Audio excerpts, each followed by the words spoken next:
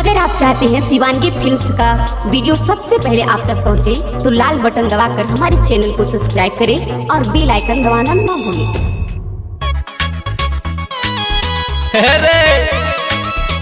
अबरी नया साल मनावे कहाँ जेबी भैया?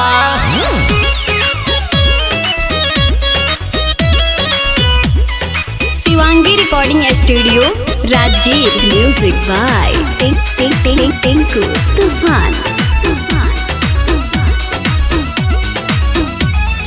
नया नया साल में यरबा माल पटेबे टॉप रे, डीजे पर गाना बजवा के नचबे हिप हॉप रे।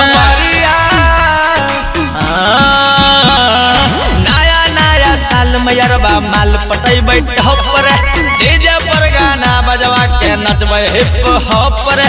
कितनो माना करते चाहे हमरा टोकल रे, कितनो माना करते चाहे हमरा टोकल रे।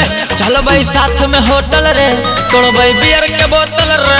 चलबै साथ में होटल रे, तोड़बै बियर के बोतल रे। चलिए साथ में होटल रे, मिलके तोड़बै बोतल रे।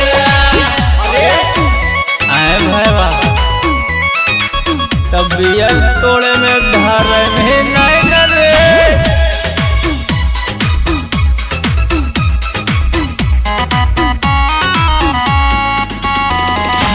कोई बात नहीं, धरे में सब पिटेबे न करनी रे।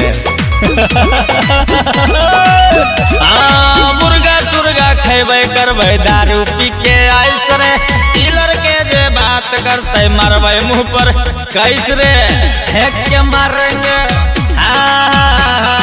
मुर्गा सुर्गा खेबे करबे दारू पी के आइस रे। चिलर के जे बात करते फेंकबे मुंह पर कैस रे। नया साल में माल के साथे रहबे लोटल रे, नया साल में माल के साथे रहबे लोटल रे। चलबै साथ में होटल रे, तोड़बै बियर के बोतल रे। साथ में होटल रे, तोड़बै बियर के बोतल रे। चलिए साथ में होटल रे, मिलके तोड़बै बोतल रे। वाह बेटा, बोतले टूटते रे, आ इंग्लिश नहीं रे।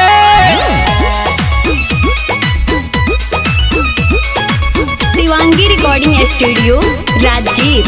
हाँ प्रदीप परदेसी पार्टी देते सारी रात रे। कुंदन बिहारी साथ दीपक जैते साथ रे। अजो प्रदीप प्रदीप परदेसी पार्टी देते सारी रात रे। कुंदन बिहारी साथ दीपक जैते साथ रे।